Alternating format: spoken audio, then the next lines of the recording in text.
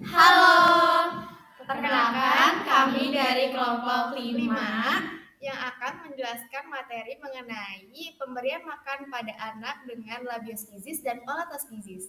Selamat menyaksikan. Sebelumnya, perkenalkan anggota kelompok kami, yaitu ada Syamsiatur Rahmi, Najwa Ardelia, Siti Nurhaliza, Gracia Naftali, Dian Natalia, dan Rizka Yuniarti.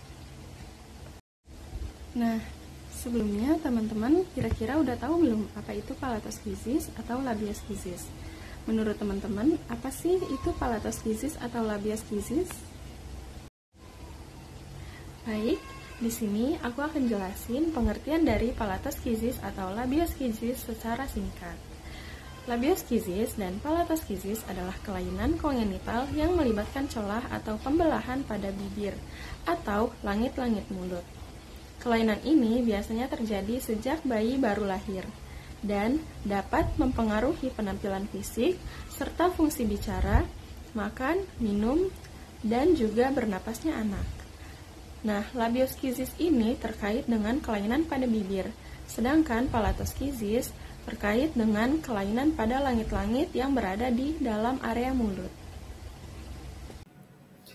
Oke, selanjutnya di sini ada beberapa masalah gizi yang umum dihadapi oleh anak dengan palatoskisis atau labioskisis. Yang pertama adalah kesulitan dalam makan dan menelan. Anak-anak dengan palatoskisis atau labioskisis sering mengalami kesulitan dalam menghisap, menelan, atau mengunyah makanan karena kelainan struktural pada mulut dan langit-langit. Ini dapat menyebabkan mereka lebih mudah tersedak atau menolak makanan yang bertekstur padat. Nah, beberapa anak dengan kelainan ini mungkin juga mengalami masa refluks atau regurgitasi yang dapat menyebabkan ketidaknyamanan saat mereka makan dan menurunkan nafsu makan mereka. Nah, yang kedua ada penyulitan dalam pemilihan makanan. Karena adanya celah pada bibir atau langit-langit, anak-anak dengan kondisi ini seringkali memerlukan makanan yang lebih halus atau berbentuk cair agar mudah dikonsumsi dan tidak tersedak. Ini dapat menyebabkan keterbatasan dalam variasi makanan, sehingga nutrisi yang didapatkan tidak selalu lengkap atau tidak seimbang.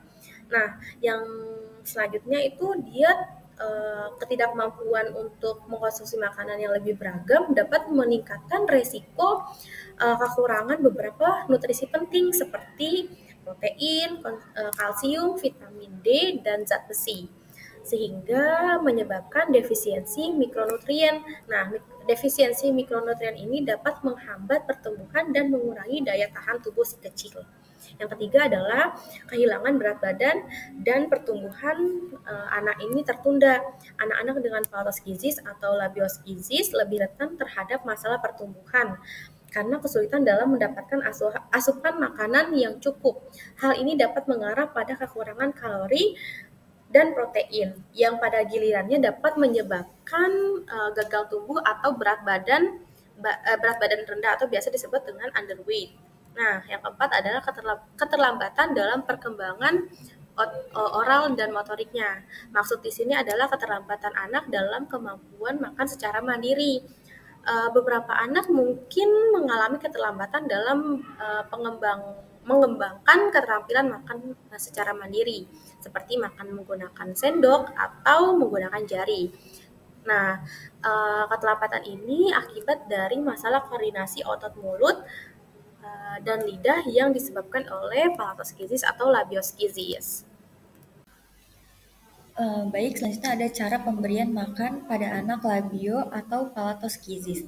Yang pertama, pastikan anak dalam posisi duduk tegak, baik di kursi, makan, atau digendong dengan posisi kepala lebih tinggi dari perut untuk mengurangi risiko aspirasi. Lalu yang kedua, gunakan alat bantu makan khusus, seperti sendok dengan ujung lembut atau dot khusus jika diperlukan. Yang ketiga, tempatkan makanan di sisi mulut yang tidak mengalami celah jika ada. Yang keempat, berikan makanan halus yang mudah ditelan, seperti bubur, nasi tim yang dihaluskan. Kelima, beri makan dalam porsi kecil dan perlahan. Biarkan anak menelan dengan sempurna sebelum menyuapkan lagi. Lalu yang keenam, jika anak kesulitan mengisap cairan, gunakan cangkir kecil dengan pinggiran tipis atau sedotan jika memungkinkan. Video ini menunjukkan seorang ibu yang sedang memberikan makan kepada anaknya dengan palatoscizis. Untuk memastikan anak makan dengan aman, ibu sudah mengikuti langkah-langkah yang tepat. Anak duduk dengan posisi tegak di kursi yang membantu mengurangi resiko aspirasi. Makanan yang diberikan juga disesuaikan dengan teksturnya, berupa bubur halus yang mudah ditelan.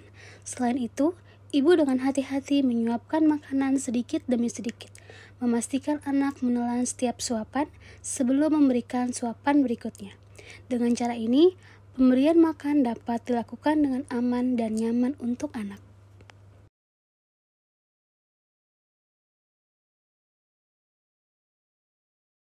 Bagaimana cara memberi susu pada anak sumbing? Yang pertama, posisi anak duduk atau setengah duduk agar anak tidak tersedak. Lalu yang kedua, putih susu dimasukkan sedalam mungkin melewati celah sampai mendekati tenggorokan. Yang ketiga, bila tidak berhasil, pergunakan batu sumbing yang berbentuk panjang dengan lubang di bawah atau lubang besar. Yang keempat, dapat menggunakan sendok, disarankan dengan sendok plastik agar lebih aman dan tidak menusuk langit-langit anak. Lalu yang terakhir, bila tersedak atau telah selesai menyusui, posisikan anak tegak, kepala diletakkan melewati bahu ibu dan perlahan punggung anak ditepuk-tepuk. Selanjutnya di sini ada beberapa hal yang dapat dilakukan dalam pemberian makan kepada anak labio atau palatoscizis. Yang pertama di sini gunakan alat bantu khusus. Lalu yang kedua posisi makan yang benar. Yang ketiga berikan makanan dengan tekstur yang sesuai. Lalu yang keempat cek tanda bayi kenyang atau tidak nyaman. Lalu yang kelima konsultasi dengan dokter. Lalu yang terakhir berikan makan dalam porsi kecil. Lalu selanjutnya di sini ada beberapa hal yang tidak boleh dalam pemberian makan kepada anak yang mengidap labio atau palatoscizis. Yang pertama, memberikan makan sambil berbaring. Yang kedua, memberikan makanan yang terlalu keras atau kasar. Yang ketiga, memaksa bayi untuk makan. Lalu yang keempat, mengabaikan tanda bahaya. Lalu yang kelima, menggunakan alat makan biasa tanpa penyesuaian dari dokter. Lalu yang terakhir, menunda konsultasi medis.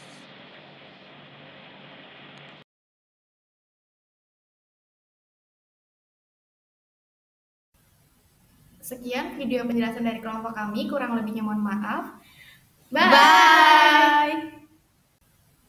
Sekian video penjelasan dari kelompok kami, kurang lebihnya mohon maaf. Bye. Sekian video penjelasan dari kelompok kami, kurang lebihnya mohon maaf. Bye.